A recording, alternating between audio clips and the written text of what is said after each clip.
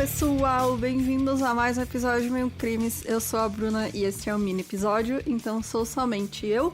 E não tem recado hoje, o recado é visite a nossa lojinha, entre lá no nosso site, tem a parte de apoio para você ajudar o podcast a crescer. E é isso, bora direto pro caso de hoje.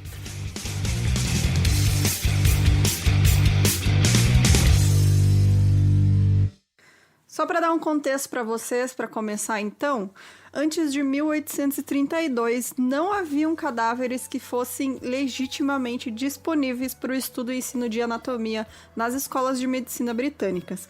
A Universidade de Edimburgo era uma instituição universalmente conhecida pelas ciências médicas, e quando a ciência médica começou a florescer no início do século XIX, a demanda aumentou drasticamente, mas ao mesmo tempo o único suprimento legal de cadáveres eram os corpos de criminosos executados, e esse número tinha caído devido à redução na taxa de execução do início do século XIX, provocado pela revogação do Código Sangrento. Então, para vocês terem uma ideia, o Código Sangrento era um sistema que foi criado em 1723, que colocava a pena de morte para mais de 200 ofensas, algumas incrivelmente ridículas, como vou comentar aqui com vocês. Então, começou porque algumas pessoas caçavam em terras do rei, eles pintavam o rosto todo de preto para se esconder mais fácil na floresta, né?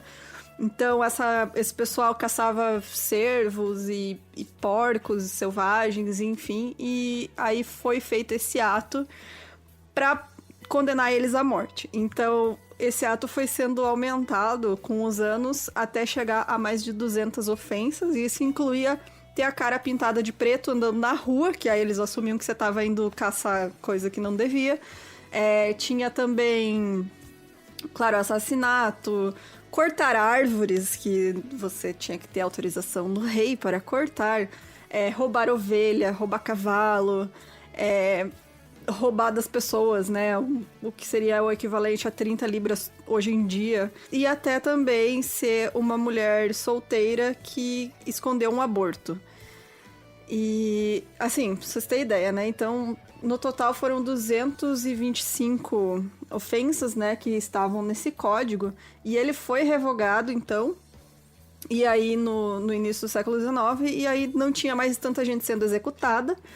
Então, só 2 ou 3 cadáveres por ano eram disponíveis para um grande número de alunos, porque aí reduziu só para, assassinato, né? Que eram as ofensas mais graves.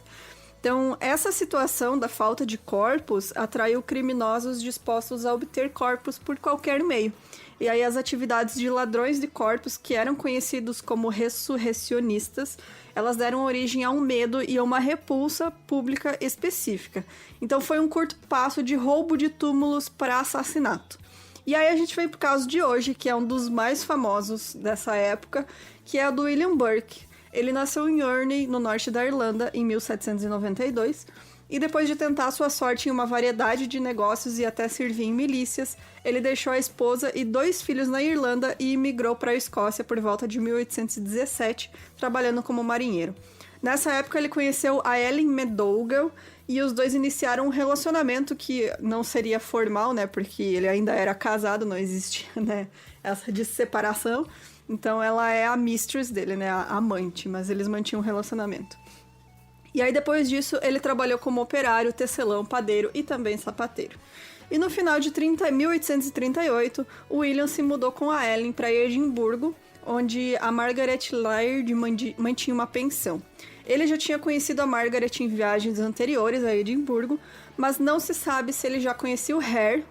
Aqui eu vou chamar ele só de Hare, porque o nome dele também é William, então os dois são William. E aí quando eu falo William vai ser William Burke, e quando eu falo Hare, só o Hare é William Hare. Então o Hare era o novo marido da Margaret, que ela tinha arrumado depois de ficar viúva. Ela tinha uma pensão com o marido dela anterior, e aí quando ele morreu ela assumiu a pensão e casou com o Hare. E assim que o William chegou na prisão, os dois se tornaram ótimos amigos. E de acordo com o testemunho posterior do Hare, o primeiro corpo que o grupo vendeu foi de um inquilino que tinha morrido de causas naturais, que era um velho aposentado do exército que devia 4 libras de aluguel. Então, em vez de enterrar o corpo, eles encheram o caixão com casca de árvore e levaram o cadáver para a Universidade de Edimburgo em busca de um comprador. De acordo com o testemunho posterior do William, eles venderam o corpo por 7,10 libras, 7 libras e 10 centes, para o Dr. Robert Knox, que era um anatomista local. E aí, poxa, o grupo já percebeu que ali tinha dinheiro, né? Falaram, vamos aproveitar isso aí, dinheiro fácil, né? Por que não? Então, não demorou muito tempo que eles começaram a matar pessoas para ganhar dinheiro. Então, a primeira vítima de assassinato do William e do Hare foi um inquilino doente chamado Joseph de Miller, que eles encheram de uísque e sufocaram. Quando não haviam outros inquilinos doentes, eles decidiram atrair uma vítima da rua. Então, em fevereiro de 1828, eles convidaram a aposentada Abigail Simpson para passar a noite antes dela retornar para casa. Ela estava indo para casa, já estava escuro, e aí eles falaram, não, vem aqui passar a noite aqui na pensão, amanhã de manhã você vai para casa tranquila. E aí, usando o mesmo esquema, eles serviram álcool para ela com a intenção de intoxicá-la e então sufocaram a Abigail. E eles então receberam 10 libras pelo corpo dela. A Margaret também participava, ela convidou uma mulher para ir para a pensão, encheu ela de bebida e mandou chamar o marido. E em seguida, William encontrou duas mulheres na seção de Edimburgo conhecida como Canongate, a Mary Patterson e a Janet Brown. Ele convidou elas para um café da manhã, mas a Janet foi embora quando uma discussão começou entre a Ellen e o William. E aí, quando ela voltou, ela foi informada de que a Mary tinha partido com o William. Na verdade, ela também tinha sido assassinada e levada para as salas de dissecação do Dr. Robert Knox, e as duas mulheres foram descritas como prostitutas em relatos mais contemporâneos, e mais tarde surgiu a história de que alguns alunos do Dr. Knox reconheceram o corpo da Mary. Então, a próxima vítima era uma conhecida do William, que era uma pedinte chamada F. O grupo recebeu 10 libras pelo corpo dela. E o William também salvou, entre aspas, uma mulher da polícia, alegando que conhecia ela. Segundo fonte, seria também outra mulher pedinte, né, que estava sendo escorraçada pela polícia. Daí ele chegou e falou, não, eu conheço ela, vamos lá para casa, não sei o quê. E aí ele matou ela, entregou o corpo dela à escola de medicina poucas horas depois. As próximas duas vítimas foram uma idosa e seu neto cego. Enquanto a mulher morria de overdose de analgésicos, o Hare pegou o menino, colocou ele sobre os joelhos e quebrou a sua coluna. Ambos os corpos foram vendidos por 8 libras cada. E as próximas duas vítimas eram a conhecida senhora Oster, que era conhecida do William, e uma das parentes da Ellen, chamada Anne Dougal. Outra vítima também foi a Elizabeth Haldane, que era uma ex-inquilina que pediu para dormir no estábulo do Hare, né, da pensão, porque ela estava sem dinheiro. O William e o Hare também assassinaram a filha dela, a Peggy Haldane, alguns meses depois. Depois, a vítima deles foi uma pessoa ainda mais conhecida. Eles já estavam tacando foda-se, eles pegavam quem eles quisessem, né, quem aparecesse na frente. Era um jovem com deficiência intelectual que mancava. Ele era chamado James Wilson e era apelidado de Daft Jamie. Ele tinha 18 anos na época do assassinato.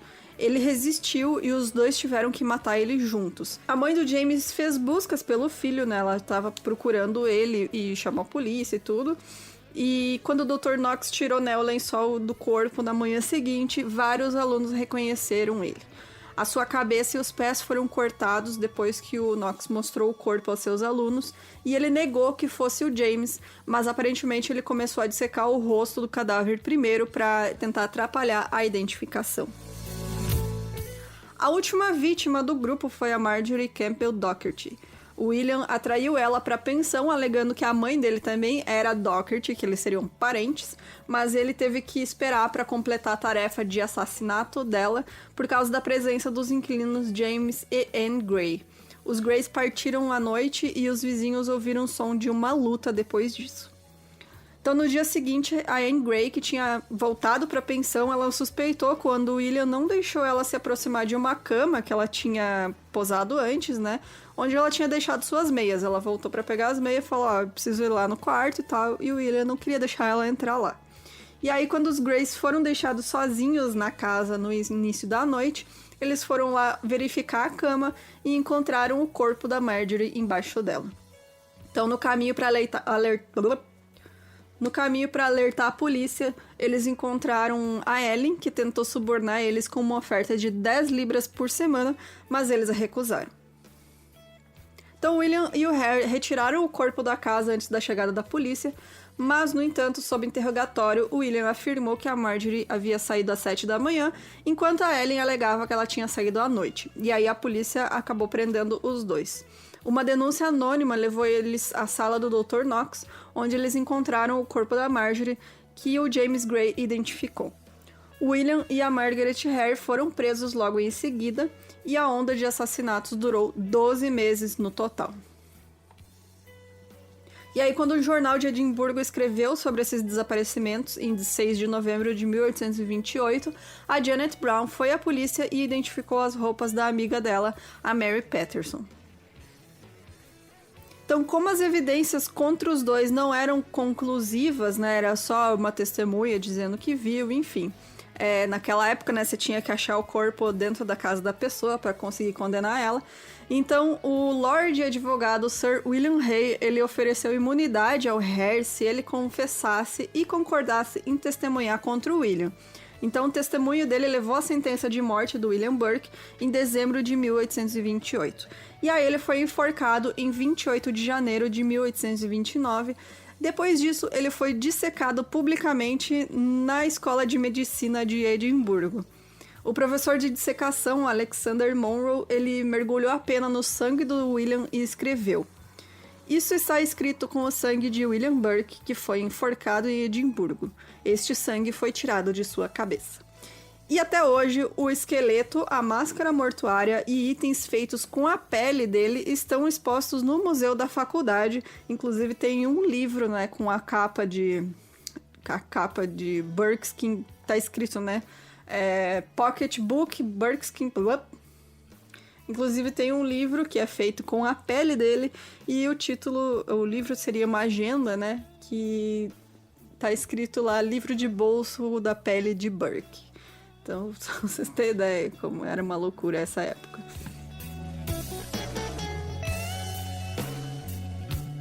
A Ellie McDougall, ela foi libertada, já que o envolvimento dela com os assassinatos não era provado, e o Dr. Knox também não foi processado, apesar da indignação pública pelo papel dele em fornecer o incentivo para 16 assassinatos.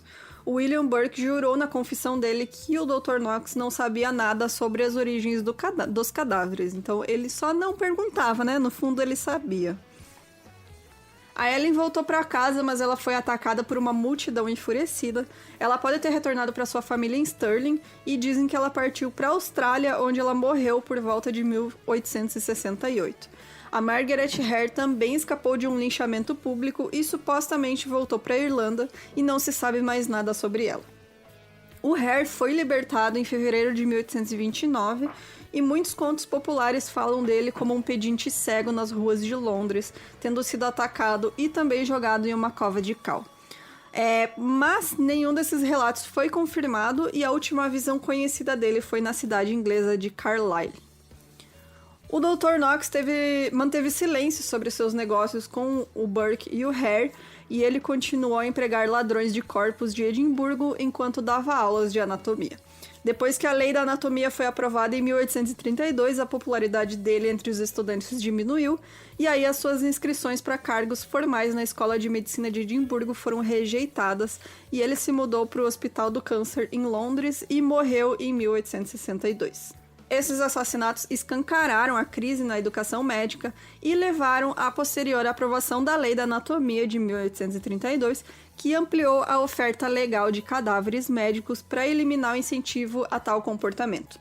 E aí, sobre essa lei, o editorial do Lancet afirmou o seguinte, abre aspas: "Burke e Hare dizem são os verdadeiros autores da medida, e aquilo que nunca teria sido sancionado pela sabedoria deliberada do parlamento está prestes a ser extorquido de seus temores. Teria sido bom se esse medo tivesse se manifestado e posto em prática antes de 16 seres humanos fossem vítimas da fraqueza do governo e do legislativo. Não era necessária nenhuma sagacidade extraordinária para prever que as piores consequências resultariam inevitavelmente do sistema de tráfico entre ressurreicionistas e anatomistas, que o governo executivo há tanto tempo sofreu para acabar. O governo já é, em grande parte, responsável pelo crime que fomentou por sua negligência e até mesmo incentivado por um sistema de tolerância. Fecha aspas. Então, basicamente, eles estão dizendo que é culpa do governo, porque nunca fizeram nada para impedir isso. Então, realmente, enquanto roubavam cadáveres de covas, ninguém fez nada. E não ia demorar muito para que começassem a matar, para vender os corpos, né? Então, foi preciso que esse caso acontecesse para as pessoas, né, tomar uma iniciativa e tentar mudar isso. Esse caso ficou tão famoso que ele virou cultura popular, ele virou filme, virou livro desde aquela época. Então, existem lendas urbanas, né, sobre os Burkers que atacam viajantes, especialmente crianças que andam sozinhas, para vender os corpos delas. Isso na Escócia, né? É uma lenda que contam é o velho do saco da Escócia, que é os Burkes. Esse caso também inspirou vários filmes, entre eles O Túmulo Vazio, que é o The Body Snatcher, né? Que é com o Bela Lugosi, que é de 1945, um filme de terror. E também vários outros filmes e episódios de série, inclusive, né? Do Dr. Who também, tem, enfim, 1 milhão de coisas que foi inspirada por esse caso. Então é isso, gente. Se você tiver sugestão de caso, manda pra gente no e-mail milcrimes@gmail.com. E se você quiser nos apoiar, entra no site milcrimes.com.br. E se você quiser comprar produtos da nossa lojinha, é só entrar no loja.milcrimes.com.br. Então, até semana que vem. Tchau, tchau!